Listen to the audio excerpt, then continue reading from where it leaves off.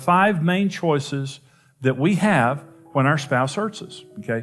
So there are 5 basic choices. So your spouse does something, your spouse says something, and I know y'all have good marriages. I mean, you're here at a marriage conference, you're teachable people. And so you're here to kind of tune up your marriage. But even in the best marriages, we still say things from time to time that hurt each other. We do things that, we shouldn't do. So how are you going to respond? This is the question. When your spouse does something that hurts you and you don't like, how are you going to respond? Let me give you the first choice. Righteously responding to our spouse in an honest, loving, and timely manner. In other words, your spouse does something that you don't like, and you walk up to him righteously and say, honey, can I talk to you for just a minute? I love you. I think you're great. We're on the same team. That bothered me when you said that. The second is receive the hurt and frustration and hide our true feelings.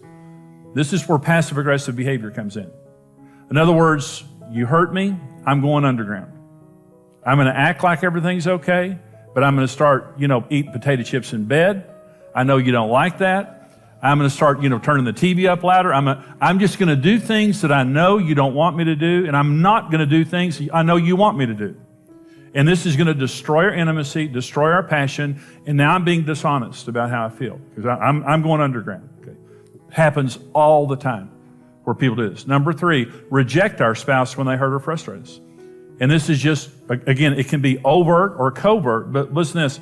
Hebrews 13:5 says this. God says this. This is covenant language.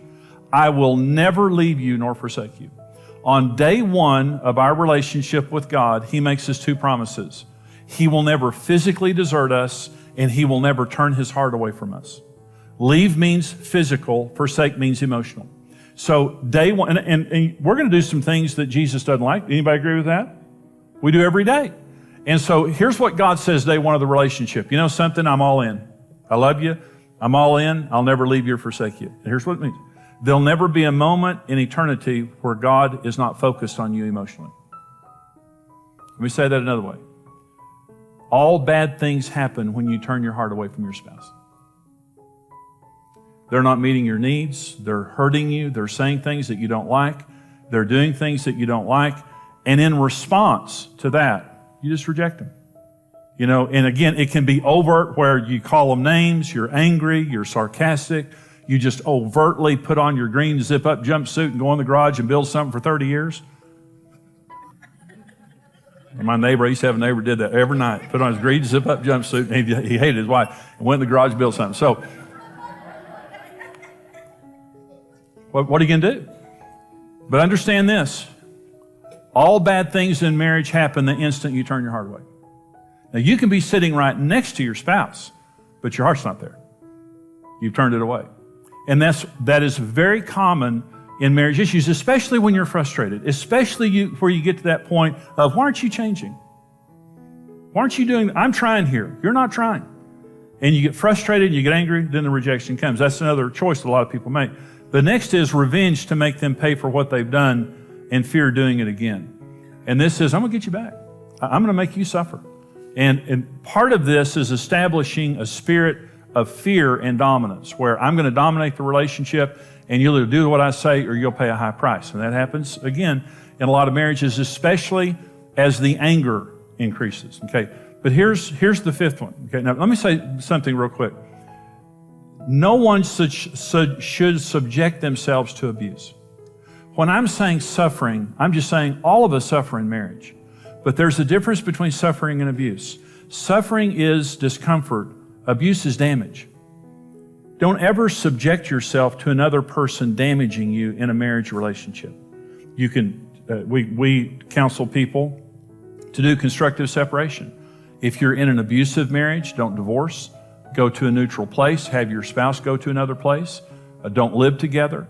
And don't go back into the relationship until they get real help, and demonstrate that they've changed and that there's accountability in the relationship. So I'm not talking about enabling abuse. I want you to be sure about that.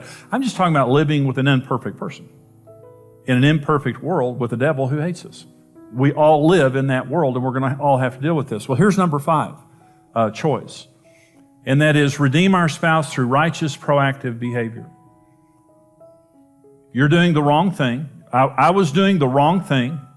Jesus came. I was hurting Jesus. I killed him, in fact. I was hurting Jesus, and his response was to die for me and to suffer for me while I was in my sins. And because of that, I've come back. And I haven't just come back. There's no one I love like I love Jesus. Okay.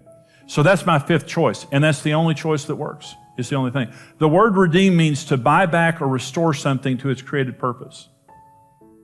I'm gonna pay a price for you that either you cannot pay or will not pay. Jesus paid a price for us that we could not pay. But I'm gonna pay a price for you. This is gonna cost me something. It's gonna cost me some pain. It's gonna cost me some time. It's gonna cost me something. But I'm willing to pay it to demonstrate my love for you. That's what it is. So we're gonna become partners with God to do this. And here's the question: am I gonna be a redeemer, or am I gonna respond to my spouse's problems in a selfish and immature manner? This is the question. This is the question that will really answer the destiny of your marriage, the destiny of your, Karen and I, this is just the way that it is. Our answer to that question is everything. So here are 5 reasons for me to use redemptive behavior toward my spouse. So why should I do this? Number 1, it's Christ-like, and we owe a debt of gratitude to God. I should do it to you because Jesus did it for me. I shouldn't forget that the redemptive love of Jesus got me where I am right now. And I need to give it away. The second thing is the only method of responding to our spouse's problems that creates a true solution. Threats don't create a solution. Rejection doesn't create a solution. Revenge doesn't create a solution. This is the only thing that truly solves the problem. It truly solves it. The other thing is it's the only behavior that God will bless and stops the vicious cycle of pain and rejection. Now, this is the deal. You can only defeat a spirit with the opposite spirit. If you fight fire with fire, you're going to get yourself a bigger fire. If you fight sin with sin, you're going to compound the damage that's happening in the relationship. Jesus said, love your enemies. Bless those who curse you. Pray for those who spitefully use you. Why? Because you can only defeat a spirit with the opposite spirit. You can only defeat rejection with acceptance. You can only defeat insensitivity with sensitivity. Right on down the line. You can only defeat a spirit with the opposite spirit. It creates the strongest love, intimacy, and marriage bond possible. Now, so listen to my story. This girl came in to see me, this woman came in to see me, and she said, Pastor Jimmy, my husband has a girlfriend, and he comes home and changes his clothes every night, eats, and spends the night with his girlfriend. In the morning, he comes back and eats and changes his clothes and goes to work. That happens every day. And I said, well, I think you ought to divorce the jerk, as far as I'm concerned. She said, I love him. I want to fight for my marriage. I said, okay, well, if you want to fight for your marriage, I'll help you. I said, but don't hear me saying you need to stay in that relationship. And she said, I know. She said, but I love him and I want to work on my marriage. I said, so, okay, well, I'll give you some advice, but you don't have to take it if you don't want to. And she said, what? And I said, well, I want you to go home tonight and I want you to fix up. And I want you to fix a very, very nice meal for him. And when he comes home tonight, before he goes over to his girlfriend, I want you to treat him like you would Jesus Christ. So she goes home, and a few days later, she shows up with him. And he's got a girlfriend. He's a terrible guy. So she comes in the office, and he comes in behind her and sits down in the chair, and he's real down. You know, his head is down, he's down, real dejected look. And I said, hey, how are you? He said, I know you know about me. And I said, I do know about you. He said, I know she's told you I've got the girlfriend and all that kind of stuff. I said, she has told me you have a girlfriend. And he said, well, I don't love her. I said, you don't love your girlfriend? Nah, I don't love her. He said, I just go over there. He said, and now she's treating me good, and that makes me feel bad. And I was thinking, well, poor you, you know. And I said, well, you want to change things? And let me just give you the short version of this. He got gloriously saved in my office that day. He was the best husband and father I've ever seen in my entire life. And they were in our church for several years before they moved away. I love that man. His wife redeemed him to Jesus. Think about that. And I tell you, on a scale from 1 to 10, that's a 10. You know, that old boy's a 10. And it doesn't always work that way. I mean, it's not guaranteed that because she did the right thing that he has to respond that way. But Even if you don't have the response you want, it keeps you from being damaged. And you did the right thing, and God's going to honor it.